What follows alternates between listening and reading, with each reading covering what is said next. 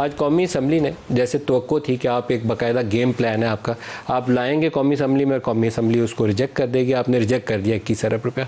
ये कहें कि आपके पास 21 अरब नहीं है तो ये बहुत बड़ा झूठ है, ये दुरुस्त बात नहीं है। लेकिन आप उसको कन्फ्रंटेशन को एक नेक्स्ट लेवल पर ले जा रहे हैं, क्यों? नहीं, अगर आप उसको डिफेंड करना चाहें तो डिफेंड कर सकते हैं कि आप जो IMF प्रोग्राम में हैं, आप 1 रुपया मजीद आपने बोरो करना है, पैसे आपके पास नहीं है, मजीद कर्जा आप ले सकते हैं और कर्जे की कीमत इस वक्त 25% है जो मार्केट से उठाते हैं, तो वो आप कर सकते हैं। लेकिन उसके लिए भी अप्रूवल चाहिए होगा पार्लियामेंट का, पार्लियामेंट नहीं दिया। पार्लियामेंट अपने आपको असर्ट कर रही है, कोर्ट अपने आप को असर्ट कर रहा है, पार्लियामेंट आपको असर्ट कर रही है। इन दोनों को समझना चाहिए कि मुल्क को सामने रखें, अपनी साख को सामने रखें। आप दोनों नहीं मुल्क को सामने रख रहे, आपके पास मैं दोनों की बात कर रहा हूं। आप 6000 अरब रुपया आपने इस साल कर्जा उठाना है, कमोबेश इतना बड़ा डेफिसिट आपका होना है, और आपने वो कर्जे उठा के तो डेफिसिट पूरा करना है, तो उसमें आप मुझे कहें 21 अरब नहीं है तो मैं रोज़ों में ये झूठ बोलने पे तैयार नहीं हूँ। आपके पास 21 अरब है, लेकिन आप 100 अरब भी मजीद कर्जा ले सकते हैं, लेकिन आपको इजाज़त नहीं है। पार्लियामान इजाज़त देगा तो करेंगे।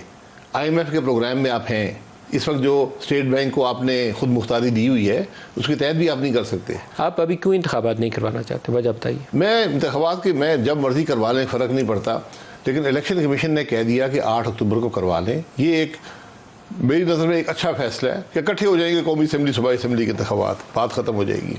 इकट्ठे होना एक तरजीही बात हो सकती है और वो पॉलिटिकल डायलॉग से मसला हल हो सकता है, लेकिन आप आइनी शिकों पे जाएंगे तो फिर वो एक मुतनाज़ा बात हो जाती है। आइनी शिक है तो पंजाब KP के इलेक्शन इकट्ठे होने चाहिए ना। ये इकट्ठे लिखा तो कहीं नहीं लिखा। नहीं, इकट्ठे नहीं, दोनों 90 दिन के अंदर ही आते हैं ना। वो तो मैं बिल्कुल 90 दिन के हक में हूँ, लेकिन मैं इस बात के भी हक में हूँ कि जो आइन है वो इलेक्शन कमीशन को इख्तियार देता है इलेक्शन करवाने का। अगर उनको कोई पेचीदगी है, उन्होंने जिक्र कर दिया अपने खत में कि जनाब ये मुश्किलात हैं, एक फाइनेंशियल इशूज़ हैं जो गवर्नमेंट नहीं पूरा कर पा रही, और एक सिक्योरिटी के इशूज़ हैं।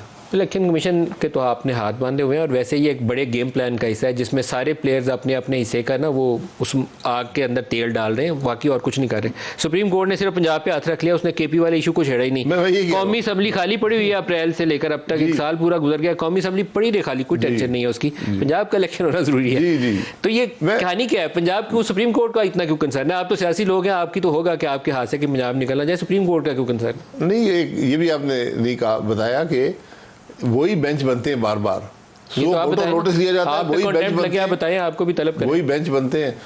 मुझे तलब करने से कितने सारे पाकिस्तान को तलब कर लेंगे। आज पूरा पाकिस्तान की बात कर रहा है।